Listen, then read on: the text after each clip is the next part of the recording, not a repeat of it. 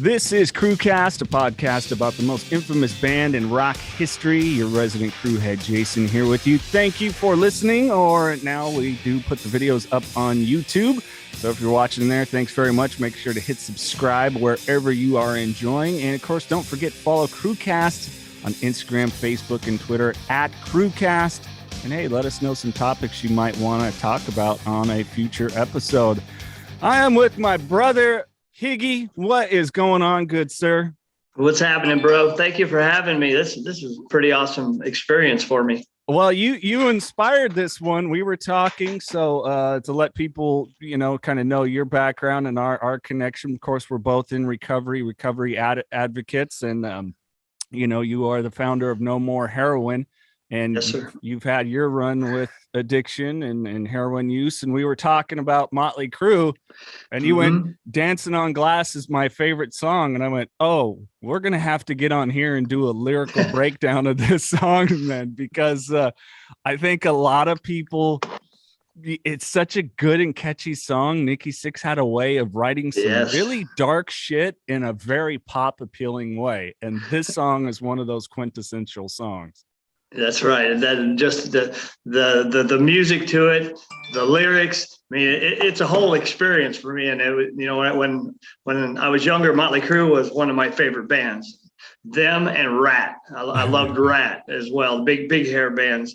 But for me, I can pinpoint this time in my life as when experimentation with drugs transitioned over into the darkness, the habit. All the joy that getting high on substances and drinking, it all turned on me, right? And got really, real dark. And I'm an empath, which means that I feel emotions a lot deeper. I can sense energies of people, groups, and just like walking into a room, you can sense when there's tension, right? They always say you can cut it with a knife. Well, for me, being an empath, it was very confusing for me, and I didn't find out till later in life that's who I was and why I felt the way I was feeling. And for me, being an empath, music is not just something I listen to. I feel it. I experience it. Music is meant to be felt. It's language of the heart that no words can ever really describe. Yeah, I agree. And it's the one thing that it can, it's trippy. You can connect with someone in a completely different country that loves the same musician, band, whatever it is. And they're just feeling the whole thing. They may not even know the words, or if it's in English, it inspired them to learn. It's that vibe. Yeah. And Motley Crue is one of those bands that transcended us, just doing stadium tours around the Crewcast. I'm on the Crewcast. This is so dope, man. Thank you for having me. We're talking about music and feelings and stuff like that. When I was younger, we had cassette tapes, right? I always make my girlfriend a mixed tape of music. One side was all sentimental things that meant something to me, and the other side was just all rock, just things that move you, drive you. And we use music for various things, and music therapy is a very, very real aspect to my recovery. Yeah, I agree. It literally the song Primal Scream, which is about primal scream therapy, was what inspired Nikki Sixx, made me dig more into that stuff and some other different avenues of things. It's I've talked about it before, the irony of Nikki Sixx being one of those guys that was on my wall as a kid. I thought he's the coolest thing with, great tunes, look cool, the chicks, the partying, whatever, and the whole package. Then to get sober and then to meet him, when I was first seeking. So I've met him or spoken with him several times in person, but the last time was actually when I was in the recovery process. So it's kind of a trip how those things, come full circle. Because so many people did not make it out of the 80s from the rock scene. I think I've lost you here. Hold on. Uh-oh. There it is. The screen is touch screen. I'm using someone else's computer, and I touched something I shouldn't. I'm hands off now. All right. Well, hey, Higgy, let's dig into this. What we're going to do for this is the first lyrical breakdown on Crewcast. We're going to kind of go by stanza.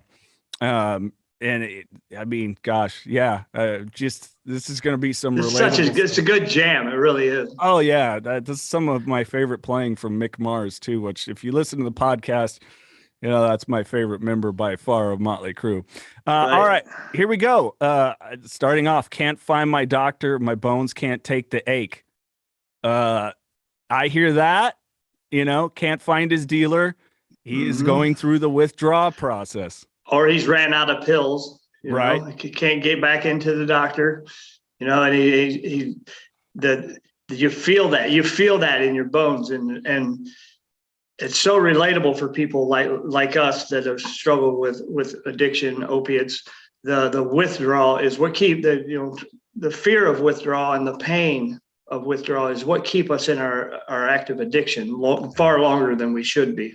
Yeah, I mean, how many people once you talk to as I know you do and me, that it's not even that it's necessary. We get to a point in our addiction, it doesn't work anymore. It doesn't, No, but we keep using it because the pain is so fucking bad. it's not fun. It's not fun. It's a full-time job. It's torturous. It's time consuming, and it's exhausting overall. Yeah. Well, and then the rest of this section is if you dance with the devil, your day will come to pay. I mean, this whole part, can't find my doctor, my bones can't take the ache. If you dance with the devil, your day will come to pay. It's that thing that we know we have an issue. And I've heard, again, alcohol, my primary thing, but where you are just feeling it and you're at a point of insanity because the pain and the withdrawal is so bad, but it could kill you, yet you still make that choice anyways. Absolutely. The drugs have hijacked our brain chemistry, and that's all we think about. It's an avoidance of pain overall. Mm-hmm. Absolutely. Next part is downtown, fuel injected dreams are busting at the seams. Am I in Persia or am I just insane? Just insane. It's the latter part. Downtown. That's where I found myself so many times, in back alleys and seeking out people that looked like me. And I never had a problem hooking up with dealers. It's just like, it seemed like I would, no matter where I went, I found somebody just like me, willing to feed my addiction, willing to, invest in my pain. Yeah. And it didn't matter where I went, there I was.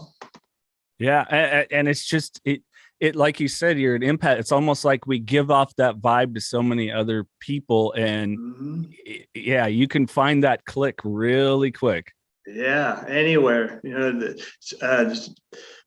these two lines, fuel injected dreams are bursting at the seams.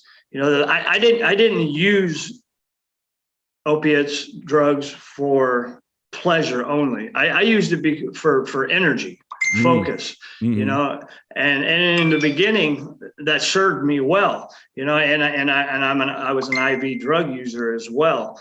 And I use that for fuel, Right. because without it, I was nothing but a broken shell of a person, just suffering, and I needed more to feel, and I kept needing more and more to feel the same way, to try to get the same results. And that's what they call chasing the dragon, right? Right. Well, what do you think of this part here, though? The am I in Persia or am I just insane? I mean, I know we've heard a lot, Persian white and all these different things. Do you think it's in reference to that, as, is he in a state of just, utopia? Yeah, utopia, or is it the insanity part? It's the insanity that looks like utopia. Yeah. That was had these lenses on my eyes to see the world a certain way, and for me to find or feel like I fit in, I felt like I needed to have those substances added to my body, to have any value, to have any purpose, to even function in life. Yeah. No, and it's interesting too, because I kind of did a little bit of research in reference to Persia, you know, of course, also a reference to street name for heroin, but um, going back like Persian medical history and their references to drugs in general was anything plant, animal, or in nature or unnatural that alters your state. And this was thousands of years ago. So it was pretty interesting to me to find that out when I was getting a little more research into why would they call it Persia. That's a really interesting thing to have referred to as heroin. And you know. Right. And as far as my understanding, Persia is now Iran. Right. And that part of the world where poppies are grown. That's their economy. That's their lifestyle. That's what they're growing up with. That's what they use for medicinal purposes. And you didn't. I don't hear about addicts back in the day, but I'm sure there were. But a lot of them that was part of their culture, and so socially acceptable that it was okay to use those substances as well for whatever purposes. I think. Right. Yeah. I mean, we can trace back through history the opium dens and all these different things where people went and all the hookahs and stuff like that. Nodded the fuck out, and, and that was a norm. Yeah. Right. All right. Next part. Downtown, 1 foot in the grave. Such a foolish child for a date with death. Sign the dotted line. Wow.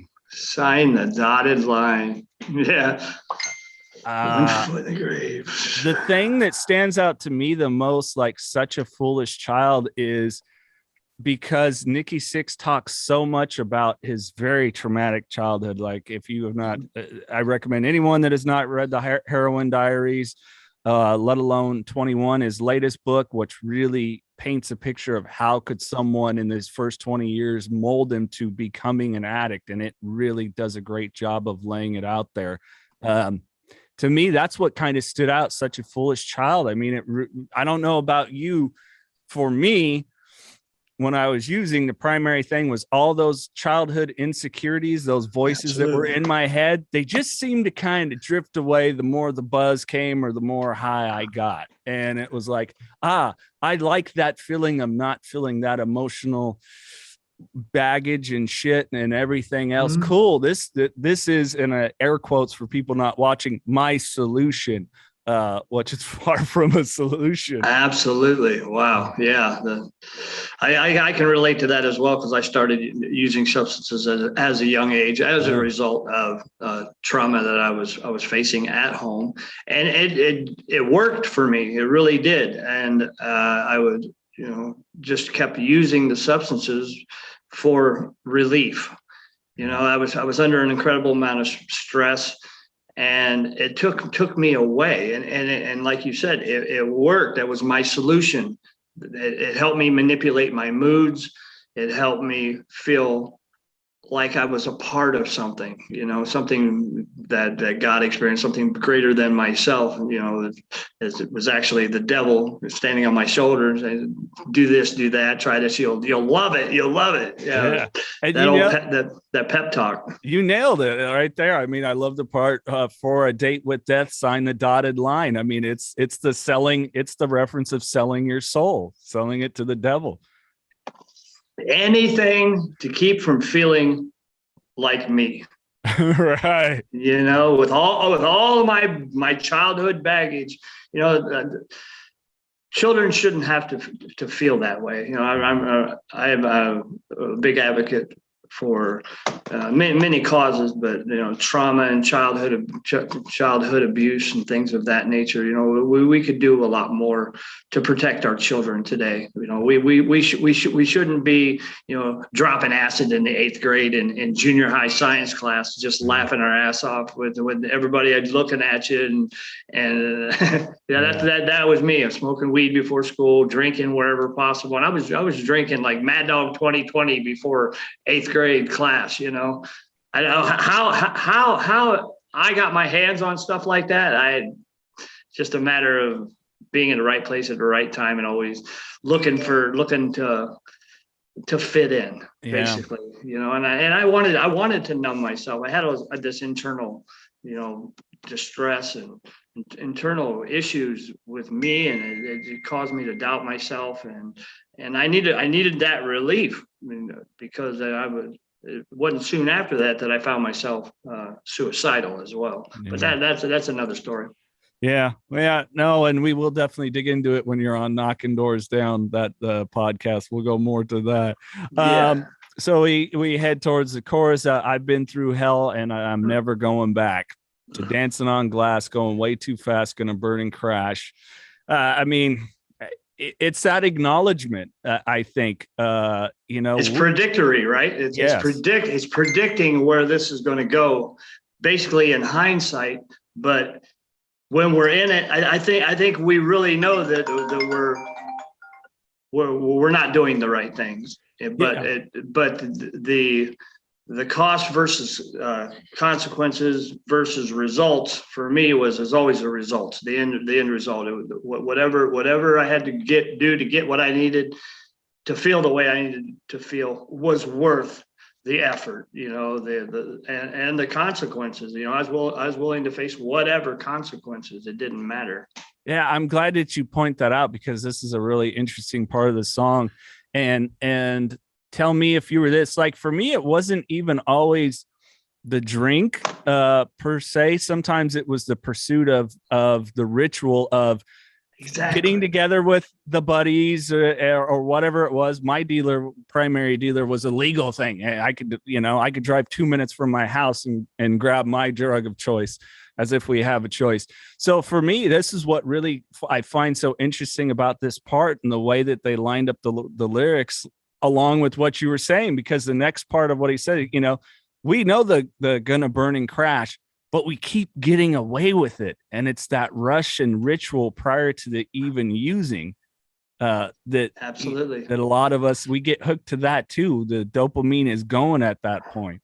Absolutely. I was thinking about that on my walk this morning, how it really wasn't really the drugs, in the beginning. It was the ritual, the ceremony, and for the dancing on glass, when I first heard this, was more geared towards my cocaine addiction, the making, the chopping it up, the making the lines, the playing with it, the writing my name in it, on glass or CD cover or whatever.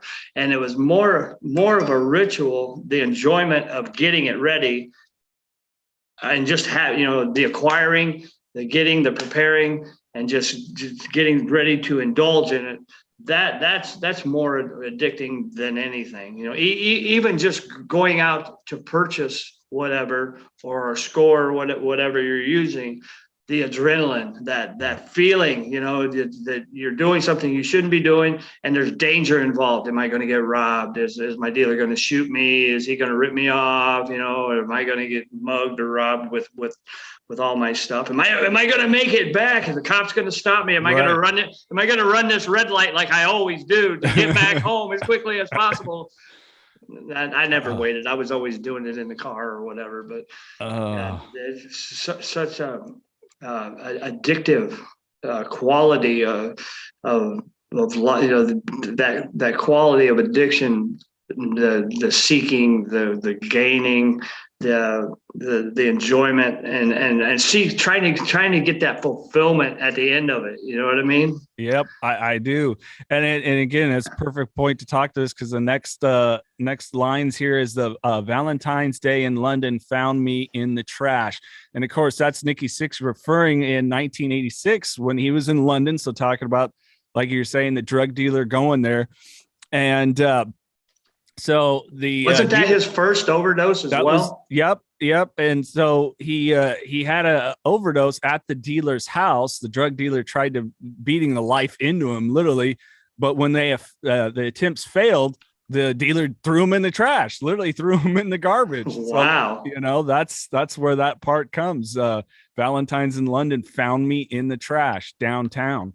If you think about it, what is trash? It's something throwaway, disposable, has no value. This man, his dealer, had no value for this celebrity rock star and his worth, that he threw him in the garbage like a piece of trash to dispose of him without regard of consequences for either one of them. Yeah, he just wanted to keep doing what he's doing and getting people high, and I'm sure himself not getting caught. not getting caught. Yeah.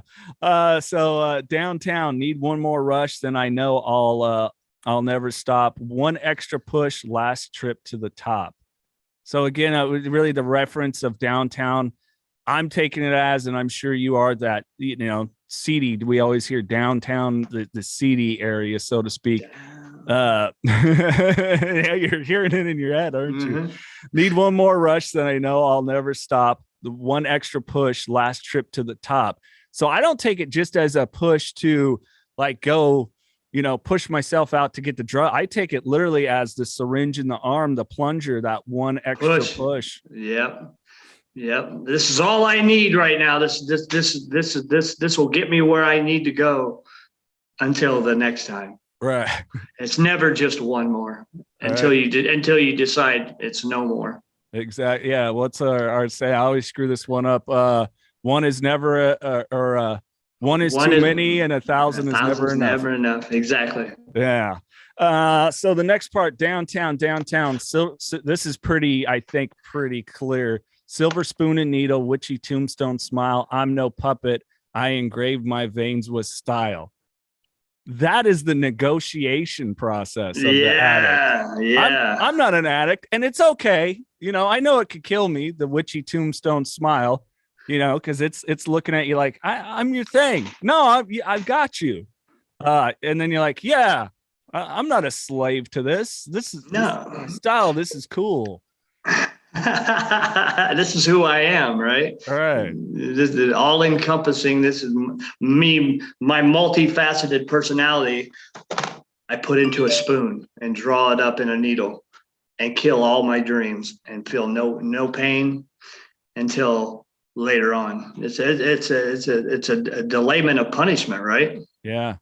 Yeah, and I just love the I'm no puppet. I engrave my veins with style. It is that justification process, for me, like I said, primarily alcohol. So it was like, well, everybody does it, and I'm just out and I'm social. No, I'm no worse than that guy. And it just seems to me that same kind of negotiating with yourself. Absolutely. No matter what, I'm no puppet. I got this. Absolutely. It's ego, right? Yep. It's like he's living this rock star life, right? He's what's this? The words I engrave my veins with style, which means I'm a rock star. I'm supposed to be doing this. I get the best shit. I live this life because I'm entitled to it. Yeah. Yeah. I think you nailed it on that one. So then in finishing up, I've been through hell and I'm never going back to dancing on glass. And then, it's that not wanting to succumb to it anymore. And if you think about it, dancing on glass, what does that really mean? In the beginning, back in the day, I was referring to my cocaine and stuff like that. But if you think about it, dancing on glass for me, having read the lyrics, is about dancing on this fragile floor made of glass, and you're prone to fall through. It's going to break. It's never a solid foundation for anything. You're dancing. You're gonna break through eventually, and you're gonna fall. It's just the whole falseness and the lies that the drugs tell us. That we need them. This is who we are. We deserve this, and we're building this life on this false platform, right? Yep. That foundation of glass can go away. It's like walking thin ice with my heels on fire, right? Yep. That's from a Great White song. Oh boy, we could talk about them, right?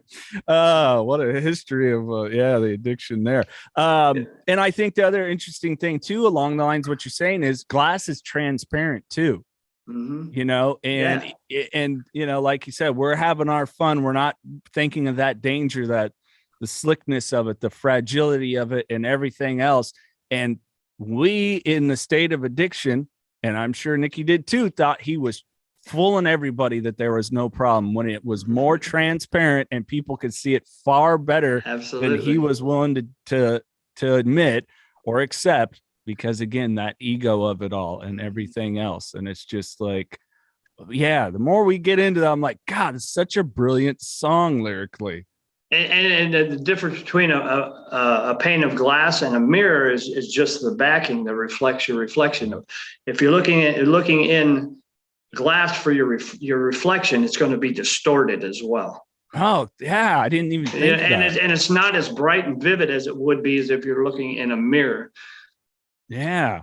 Misconceptions, you know. Yeah, that's really, I didn't even think of it in that way. Yeah. So song finishes out, dancing, the cool backup singer, kind of the bluesy vocalist. Yeah. Sweet Chiva, you are my Jesus. I mean, Chiva's a reference to heroin. That's what they call heroin. Yeah. And yeah, that becomes your God. Mm-hmm. My Jesus, you are my Jesus. That's right. You are what I pray to, what I focus on. You are the substance of life. And so I thought it was really interesting, that comparison of heroin to, you know, spirituality. That was where the spirituality lies with his addiction. Because in reality, when we are in our addiction, I mean, faith, higher power, spirituality, it's gone. It's not present. Absolutely. Yeah. As soon as I put a substance in my body, I'm blocked from the spirit, right? And take away the substances, I can be connected to the spirit, and then therefore that connection connects me to you, right? Connection is the opposite of addiction, all day, every day. Absolutely. Well, man, dude, we dug into this song in ways that I wasn't expecting us to, but it really is such a brilliant song. And I'm glad you brought it up, because I hadn't listened to it for a few years. So I was like, wow, I forgot how much I love this song. Are you going to play it at the end of this for people to listen to, or not? They're going to we can't, because we could get flagged. Yeah. Good old social media diverting us from our primary purpose. Yeah. Well, the podcast platforms, they don't really like it very much when we play songs you're not authorized to. But yeah, great song. I mean, I highly recommend people, you haven't listened to it in a while, go back and listen to it. Absolutely. The whole album, the Shout at the Devil album, is just, it's iconic. And what an iconic band, you know, they rank right up there with the Rolling Stones, the Who, and these other ones that had struggled openly with their addictions and whatnot, and they're still here today performing in spite of everything. You know, we're very lucky that one of the band members hadn't passed through all of the tumultuous events that, you know, that are recorded in history, you know, over the years. They've been around for 22 years now. No, good God, they've 1981. So it's 40 plus years, man. 40 years. God, I'm getting old, bro. I'm getting old. Hey, me too. I mean, 6 years old. First time I heard Motley Crue. So yeah, I'm with you, man. But Motley Crue is awesome to see in person. The sound and the visuals are on point all the time, and they sell out everywhere they go. It's an awesome experience. It really is. Oh yeah, no, I think I've seen him. It's close to 20 times now, if I remember correctly. So, wow, I'm with you. But yeah, go back, people. Check out, of course, the Girls album. This was off of 1987. Great song. You know, we'd like to think it was the last time that Nikki overdosed, but no, of course, there was one other subsequent overdose that also inspired some music. Of course, Kickstart My Heart, but. That might be for another time, because we want to just focus on this one song today. And his band 6 a.m. Oh God, it's great. He's got so much great music out there. It's really cool when artists use their platforms and their music to raise awareness, to help people, you know, let them know that they're not alone. You know, that they could use their platforms for whatever they want, but they choose to pay it back to us. You know, those of us that we feel the music, we understand the lyrics, And it's just music is such an important tool in my recovery toolbox today. You know, music therapy, music is medicine, vital to life. Higgy, if people want to find out more about you, the work that you're doing, how can they find you? Social media, website, etc. Hi, you can find me on Facebook at Higgy 2.0. My website is hig20.com. You can find me on Instagram, Higgy02.0. You can find me on my No More Heroin nonprofit site as well. NoMoreHeroin.org is our website there. I'm all over social media. I do a podcast called the Survivor Series, which is very similar to the platforms you have as well. Don't Hide the Scars and Knocking Doors Down. And it's really an honor and a privilege to be on this journey with you and be your friend. You know, you've been very valuable, in more ways than one. And just having me on here, being able to articulate and talk again is helping me move forward with my goals as well.